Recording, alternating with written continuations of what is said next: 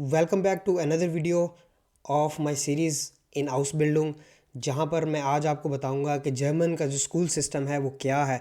ये जानना आपके लिए बहुत ज़रूरी है क्योंकि जब आप हाउस बिल्डिंग के लिए अप्लाई करते हैं बहुत सारी टर्म्स एंड टर्मिनोलॉजीज़ आपके सामने आती हैं और आप स्टिल कंफ्यूज हो जाते हैं कि क्या मिनिमम एजुकेशन रिक्वायर्ड है इस हाउस बिल्डिंग में अप्लाई करने के लिए। तो डायरेक्टली मैं आपको अपनी स्क्रीन की तरफ लेकर चलता हूँ, जहाँ पर मैं आपको दिखाऊंगा कि ऑफिशियल जो जर्मनी का जो स्कूल सिस्टम है वो क्या है और आप उससे क्या इन्फॉर्मेशन जो है वो निकाल सकते हैं। ये स्क्रीन पे आप देख सकते हैं कि जो जर्मनी की ऑफिशियल जो स्कूल सिस्टम है उसकी एक चार्ट आपके सामने नज़र आ रही होगी, जहाँ पर आप देख सकते हैं कि ये जो सेकंड कॉलम है जिसमें क्लासन स्टूफे लिखा हुआ है, इसका मतलब है कि क्लास लेवल, और साथ में लिखा हुआ है ये सेकेंडरी स्कूल है और ये हायर सेकेंडरी स्कूल है। तो बहुत सारे हॉस्पिटलों में आप देखते हैं कि आपको या तो हाउप्टशूल अब्सलूस लिखा नज़र आता है, या मिटलगे गाइफे लिखा नज़र आता है, या होकशूल गाइफे लिखा नज़र आता है, या फ़ाक होकशूल गाइफे लिखा नज़र आता है, या फिर आबिटूर लिखा नज़र आता है। ये 4 से 5 ऐसी टर्मिनोलॉजीज़ हैं जो आपको देखने को मिलती हैं जब आप हाउस बिल्डिंग के लिए अप्लाई करते हैं। तो मैं सबसे जो लोएस्ट लेवल ऑफ एजुकेशन है वहाँ से स्टार्ट करता हूँ। अगर आपको कहीं नज़र आता है लिखा हाउप्टशूल अब्सलूस, तो उसका मतलब ये है कि आपकी सबसे पहली जो एजुकेशन है, यानी कि 9th स्टैंडर्ड जो होगा आपका, उसकी एजुकेशन को वो हाउप्टशूल अब्सलूस कहते हैं। यहाँ पर आप देख सकते हैं कि 9th क्लास को एर्स्ट शूल अब्सलूस, यानी कि इसका दूसरा नाम जो है वो हाउप्टशूल अब्सलूस है, यानी कि मेन स्कूलिंग जो आपकी है उसको हाउप्टशूल या एर्स्टर शूल अब्सलूस कहा जाता है।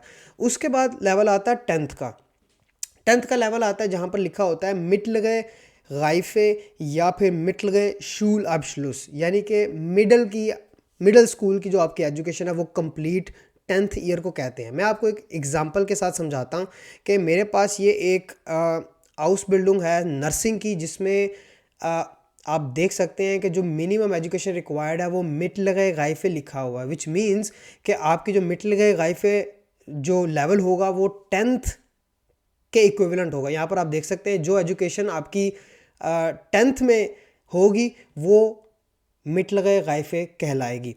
उसके बाद समटाइम्स आपको होकशूल अब्सलूस या फाक होकशूल गाइफे लिखा नज़र आएगा किसी किसी हाउस बिल्डिंग में।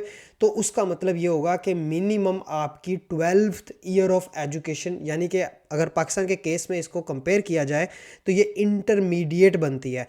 अब इंटरमीडिएट के बाद भी, इंटरमीडिएट के अंदर भी आपको 2-3 कैटेगरीज मिलेंगी, जहाँ पर आपको ये लिखा होगा फ़ाक होकशूल गाइफे।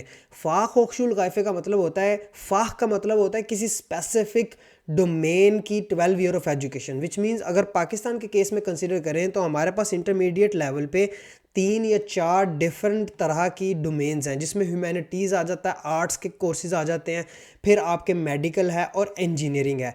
प्री मेडिकल, प्री इंजीनियरिंग और आर्ट्स और ह्यूमैनिटीज़, ये 3-4 डिफरेंट आपके जो फाक्स हैं यानी कि डायरेक्शंस हैं वो आप पढ़ते हो। फिर उसमें डिपेंड करता है कि आप किस हाउस बिल्डिंग के लिए अप्लाई करें। फॉर एग्जांपल कुछ मेडिकल रिलेटेड हाउस बिल्डिंग होती है जिसमें प्री मेडिकल का फाक होकशूल गाइफे मिनिमम रिक्वायर्ड होता है। कुछ इंजीनियरिंग की होती हैं जिसमें इंजीनियरिंग का फाक होकशूल गाइफे रिक्वायर्ड होता है। तो वो आपने देखना है जिस भी हाउस बिल्डिंग में अप्लाई कर रहे हैं उसमें क्या रिक्वायरमेंट है, किस लेवल की एजुकेशन चाहिए। इसके बाद एक एक्स्ट्रा ईयर होता है 13th ईयर ऑफ एजुकेशन। जैसे आपको मालूम होगा कि जर्मनी में यूनिवर्सिटी में पढ़ने के लिए, डायरेक्ट बैचलर में पढ़ने के लिए आपको 13 ईयर ऑफ एजुकेशन रिक्वायर्ड होती है, जो कि आप एक एक्स्ट्रा ईयर लगाते हो पाकिस्तान में और फिर डायरेक्ट बैचलर में आते हो। लेकिन हाउस बिल्डिंग के केस में आपका जो DAE है वो 13th year of education consider किया जा सकता है। उसमें यहाँ पर आप देख सकते हैं जो 13 ईयर ऑफ एजुकेशन है उसको जर्मन में आबिटूर कहते हैं, और आबिटूर आपको बहुत सारी हाउस बिल्डिंग में लिखा नज़र आएगा। तो ये 3-4 ऐसे लेवल हैं जिनका आपको एहतियात और ख़्याल रखना ज़रूरी है जब आप हाउस बिल्डिंग के लिए अप्लाई करें। अगर आपकी हाउस बिल्डिंग की जो जॉब पोस्टिंग है उसमें लिखा हुआ है हाउप्टशूल अब्सलूस, तो विच मीन्स कि आपकी 9th ईयर ऑफ एजुकेशन के बाद आप अप्लाई कर सकते हैं। जहाँ पर लिखा हुआ मिटलगे गाइफे या मिटलगे शूल अब्सलूस, वहाँ पर आप 10th के बाद अप्लाई कर सकते हैं। जहाँ पर लिखा हुआ होक्सचुल गाइफे, वहाँ पर आप एफए के साथ आप अप्लाई कर सकते क्योंकि उसमें जनरल रिक्वायरमेंट है। जहाँ लिखा होगा फाक होक्सचुल गाइफे, वहाँ पर चेक करना है कि ये जिस हाउस बिल्डिंग में आप अप्लाई कर रहे हैं वो किस डोमेन की है, मेडिकल की है, इंजीनियरिंग की है या आर्ट्स की है। उसके बाद जहाँ पर अबिटूर लिखा होगा वहाँ पर आपको 12th के बाद एक एक्स्ट्रा ईयर की एजुकेशन भी रिक्वायर्ड होगी। 13 ईयर ऑफ एजुकेशन बहुत कम ऐसी हाउस बिल्डिंग है जहाँ रिक्वायर्ड होती है, जनरली डुअल स्टूडियम में रिक्वायर्ड होती है। लेकिन जो आपकी डायरेक्ट हाउस बिल्डिंग्स होती हैं वहाँ पर आपकी 10th या 12th की एजुकेशन रिक्वायर्ड होती है।